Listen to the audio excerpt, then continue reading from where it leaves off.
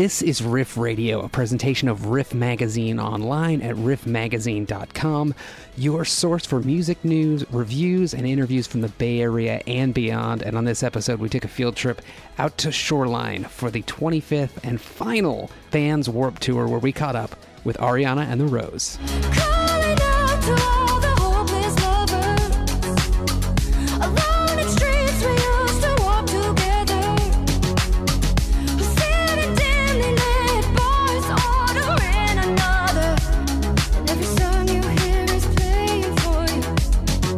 Went down hard, right in the deep end, broken heart. Yeah, but it's beating lovers call. But then when they're leaving, oh, it tears you up. Get back up and pick up the pieces. We can't stop, we can't help the feeling. We'll keep falling long as we're breathing. We still believe in true love. True love.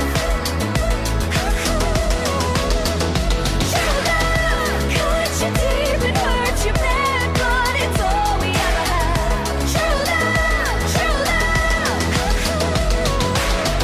Ariana and the Rose, based in New York, has a sound rooted in synth pop, but there's so much more than that, so much to dive into. Their new EP, Constellations Phase 1, is out now, and Ariana joins us live backstage at Warped Tour. Here this afternoon at Shoreline Amphitheater in Mountain View. It is 25 years of the band's Warped Tour, the final year, the last final one. Joining us now is Ariana from Ariana and the Rose. Yeah. Thank you so much for taking time to sit down with us. Thank you for having me. Now, as you said on stage, the last Warped Tour, your first Warped Tour. I know. What's the experience been like so far for you this weekend? It's really busy. I think everyone's feeling, nostalgic, and it's cool to have bands. One of the bands that was on stage and in the dressing room with us, they did Warped in 1998. Wow. So it's cool to have a band that, was at some of the first Warped Tours, and then me, was my first one. And, you have bands like The Offspring, and then, Bad Religion's playing. It's like this whole mix of like bands that are, young bands that are just sort of coming up. And then obviously these bands that have made their careers that were, having Warped as a springboard. I've kind of been asking everyone this weekend, what's been your experience with the festival? Was it something you grew up with? Did you go to shows as a kid? What's been your experience? What's so funny is I had a boyfriend who was a tour manager for one of the Warped bands when I was like years ago, and that was my introduction to Warped. Is that it was like I got to like go backstage and like meet the bands, and it was so cool. And everyone has those parties, when they're doing like when they would do the full tour, there'd be parties at the end of the night, and it was very, I guess, idealistic, when you think of touring in summertime, and it was a really cool introduction. I feel like I had a really, I had like a not fair intro to the festival. I got like the best version of it. I think you're playing the festival really speaks to where it's come in 25 years. I mean, from what started out as a very heavy on punk rock, this festival really grew and diversified over time. You saw a lot more inclusion of genres, more pop, more hip hop, more female artists and female fronted bands. Do you think that evolution really helped solidify its place as a festival? I think that when you start anything, you don't know what it's going to be. So obviously they started it as a punk festival and a rock festival because that community felt like they weren't being represented at other festivals, which is how so many movements grow, right? You feel like, okay, we don't have no one's booking us, so we're going to book ourselves. And obviously there was an audience for that, and the audience really came to trust and appreciate the curation of what Warped is. So then to say, okay, well, we know now that our audience says, well, we only book great people, great acts. So then there's that platform you've now made so that you can now expand, and the audience is open to that because they believe in your taste. And so I think that's so cool how that's grown over the years. And very famously, you've had these pop acts like Katy Perry, and obviously Gym Class Heroes was on, and then like way later BB Rexa did it, and she's gone on to be, these are people that when you think of them are like out and out pop stars. And it's cool because I think that obviously those were some of the exceptions, but I think that really speaks to the platform that the festival is. Now, for you specifically, a very exciting time. You have an EP coming out this week. Yes, I do. Let's talk a little bit about the songwriting process for the EP. It's not necessarily a concept album, but there's definitely something thematically tying all these songs together. Talk a little bit about your process for the new EP. Sure. So the EP is called Constellations Phase 1. There is a Phase 2 that's being made. And the music, I made the music kind of over probably about a year, and I had written way more than the 4 songs that are on the EP. And I just wanted... it's not a concept album, but I definitely wanted it to be something that felt like it touched on sort of all of these different points in a journey. And I never really know what I'm writing about until I turn around after writing a whole bunch of things, and then I'm like, oh, okay, this is now what I'm talking about these days. And it kind of tells me. And I think for this EP, it was really about the themes and exploration of what it is to stand on your own 2 feet. And you know, I love writing about relationships and all that stuff. And I think that this EP is about what does it look like when you choose yourself? What does it look like when you kind of ask yourself those hard questions? And there are some songs that are a little darker on that theme. And then there's other songs, like a song called True Love, that's just like out now. You know, I wanted to make something that was from a place of joy and using, you know, synth pop as a way of being celebratory. Now, you mentioned Phase 2 is coming. Do you see that as being a complementary piece to the first EP in terms of the songwriting, or do you want to go in a completely different direction? What's your mindset heading into that process? I've been writing a lot lately, just sort of me and a piano, which I wrote that first EP in a lot of writing rooms with other writers, and this one has been more, I've been touring a lot because obviously I have an EP coming out, and we've been, you know, I've been putting them out as single after single rather than just the EP, so I've been in release mode. So writing has really been something I'm doing by myself, kind of in my time when I'm alone, and I get to exhale and come home to my piano, even if it's, you know, sometimes I'm out and I come home at 1 a.m. and I sit down and I write. And that's actually the first time that's been the case, where I really have like a collection of songs that I wrote alone. So I'm not sure from a production standpoint quite the direction it's going to go in yet, but it's the first time that I'm going to be walking into a room with people or a producer saying, hey, this is what I've been looking at. This is what this sounds like.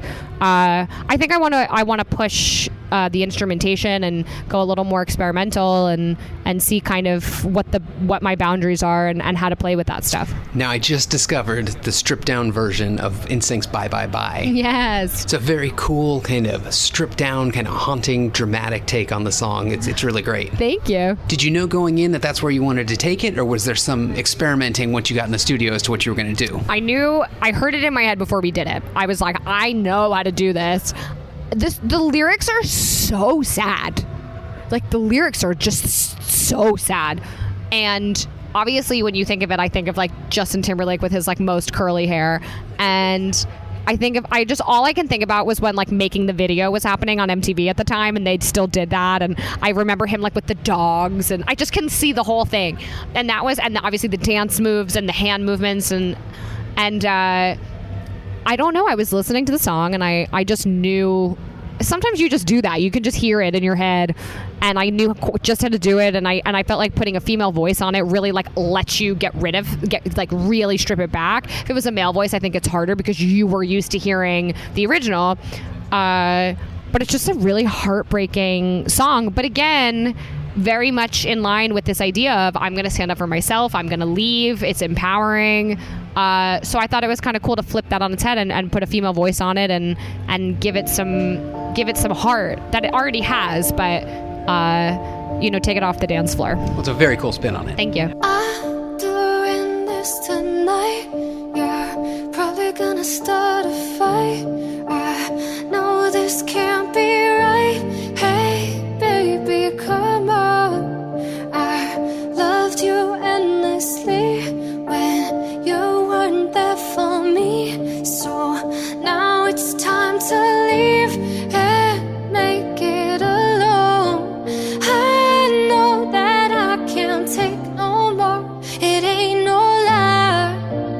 I wanna see you out that door. Baby, bye, bye, bye. Don't wanna be a fool for you. Just another player in your game for two. You may hate but it ain't no lie. Baby, bye, bye, bye. Don't really wanna make it tough. I just wanna tell you that I had enough. It might sound crazy, but it ain't no lie. Baby, bye, bye, bye. Now, you grew up in New York, but also spent some time in London for a few years. How did the mix of those two cultures help influence who you became as an artist?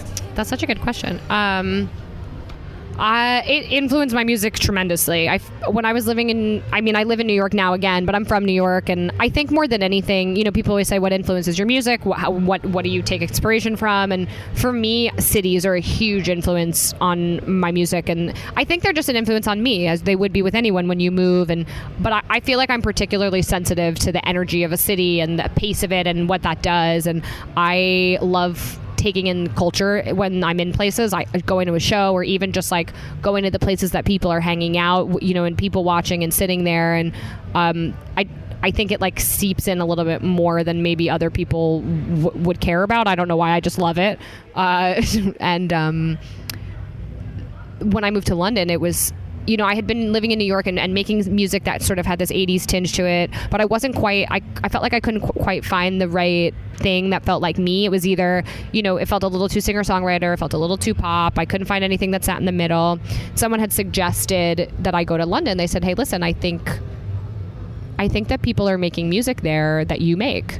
And I went, and I got really lucky, and I stumbled into groups of writers and different people that I just loved and that got it. And it opened up my whole mind to, starting to work with analog synths and playing with that and really spending time in the studio. That was really the first time in my life that I would just spend hours like playing with arpeggiators and what that is, and falling in love with landscapes, like actually wanting to listen to like what sounds are, because I come from a place of writing a song, and I write for myself, I write for other people. For me, it's always been like music, like chords, lyrics, and the relationship with that. And moving to London changed that for me. I started to really fall in love with sound. And the live scene in the UK is unbelievable. And I saw the power of what it is to really play live, and I think once someone sees you live and loves you, they love you forever. I know the live music experience in London is so much different than it is here. Not necessarily better or worse, but just people are very engaged and very into seeing an act live. Did you see that? What was your experience like there? It's so true, and I think that here, I think you can have a huge following and never play a show, and people don't think about that. Whereas there, if you're really a band that's kicking off and you're not playing live, that's not okay. You're not kicking off if you're not playing live in the UK. They're synonymous, and I think just with the way that venues are and that culture, people tour the UK 4 times a year, and it's a tiny country. You can do that in 2 weeks. But people go and they buy tickets to shows, and they like seeing new people, and they really pride themselves on being the first person on an act, when no one's seen them. And there's almost a stigma of like, I know bands that like have gotten signed, and like the label tries to make it seem like they're in like a pub, like no one even sees them, because there's this weird idea of almost like coming out the gate too strong. People want to feel like they're seeing something new. And it really just showed me that no matter what genre of music you make, having a sick live show there's really nothing to compare to that. Now, on top of the music and songwriting side, you've also been really engaged in the visual side of being a performer, whether that is music videos or with style and things like that. Was that always something you were interested in as part of being a performer? Yeah. I've always loved the visuals. I remember working with a producer once, and he was like, "You're obsessed with music videos and doing everything." He's like, "I don't understand," and I'm like, "Well, you know what? I just feel like it's not always that way, and obviously the music always comes first, but I think we're living in a world where people take things in different ways and different senses, and any opportunity I have to create an extended experience for someone, to have a touch point for me as an artist, is exciting, and I think it's really fun. And a music video could be a throwaway. You could say, "Oh, I feel like I have to make one," which isn't true in this day and age. You certainly don't have to. But you could have yourself like walking around in a city, or you can use it as an opportunity to show someone something else about yourself that they don't necessarily get. And a good music video makes a great song great, But also even visuals for a live show, or it's just anything. I think that just really enjoy doing it, and I love doing it. And maybe if I wasn't a musician, that would be what I was doing, making those things for other people. Is it more difficult now, being an up-and-coming artist, to sort of set yourself apart? Because there's so much music available to people now, and so much good music. Is that side of being an artist and performer more important than ever? Yeah, for sure. I mean, I think it's a lot of pressure on artists to basically come out the gate fully formed, which was never the case before, So if you look back on artists, no doubt, that album that made them so famous, I think that was their third album. There were bands that were certainly not on out. There's this huge stigma now where it's it has to be the debut album or whatever. But you don't find yourself that fast. It doesn't exist. You have to make a bunch of bad stuff before you're making good stuff. And I think that you can't figure out how you look and sound. You take the time to figure out how you sound, but then you can't figure out quite what that looks like until you go and make it. And the longer, if you're scared to do that, then, you don't quite figure it out. And I'd like to think that the best part of it is, someone sees a video on the internet or hears a song, and then they see us live and they feel like all those dots connect to be one fully formed artist and experience. Now, you are known for the light and space parties. Yeah. Talk a little bit about what those are and how they work. Sure, we literally just did one 2 days ago. Yeah, we did it Thursday, so today's Saturday. So we literally did it Thursday night, and I left that venue at 3:30 in the morning, and then we've got on a plane yesterday and played Warp today, so it's been crazy. So the parties we call them immersive live music parties because that was the shortest amount of words we could put to describe it. They're a combination of immersive theater and performance art and a concert, and then the whole thing's wrapped up in this futuristic themed party. Basically, I make music that I call it music you can dance to rather than dance music, because dance music now, you say someone feels like it's EDM, but I live more in that world where, you're on, my hope is that you're on the dance floor, sweating, crying, it's that's that place. And I just was feeling obviously we're very fortunate to tour and to open for other bands and to play those kinds of clubs, but I was feeling if I had my perfect world, it would be more in the late 70s, early 80s, that kind of venue world where people were in the club to dance, and then people came and performed live, that Grace Jones, Madonna, Paradise Garage in New York world. And so I was seeing a lot of this immersive theater movement kind of thing happening in New York, which is when the audience is not in seats and then watching, it's the audience is taken out of that, and you you transform a whole space, and the audience can go wherever they want. And I was really inspired by that, and I was I think that there's something here that someone's not doing. So the party is really a function of me being inspired by that club culture and kind of updating it to be integrated into these kind of 360 experiences that people want to be having. So the whole thing is that these glitter aliens are coming down to throw a party, and my band is the house band, and we have special guests and a glitter bar, and it's this whole thing. But they're really, really fun, and people dance all night, and it's our show dialed all the way up to 100, and there's dancers, and I'm in a sequin costume, and they're really fun, and they go very late, and everyone's very drunk. Except for me, because I have to perform. It's the age-old question of what's next. You have the new EP coming out. You're on the road. What's coming up for you? Obviously, Constellations Phase 2.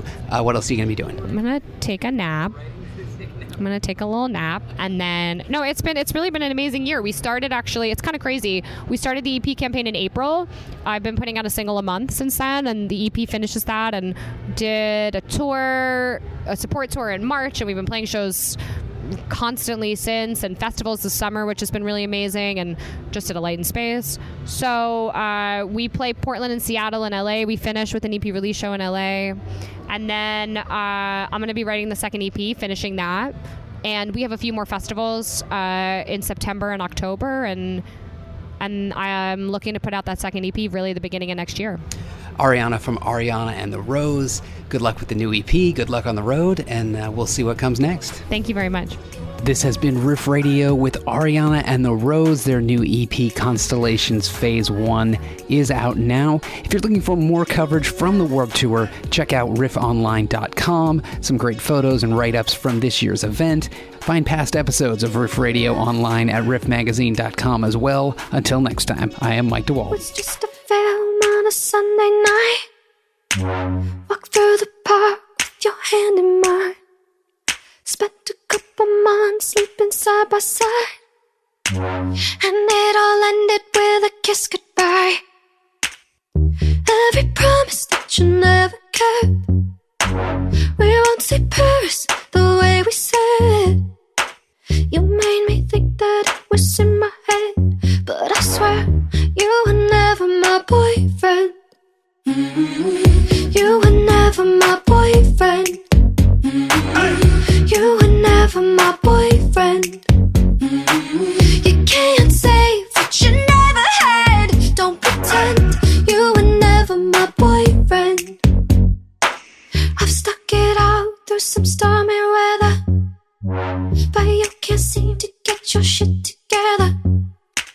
And all my friends say I deserve better, and you know you were never my boyfriend. You were never my boyfriend. You were never my boyfriend. You can't say that you never had. Don't pretend you were never my boyfriend. You were never. You were never my boyfriend. You were never. Maybe with some time we can end, but I don't really wanna be friends. Sorry I was crazy, you were being shady. I guess it's for the best in the end.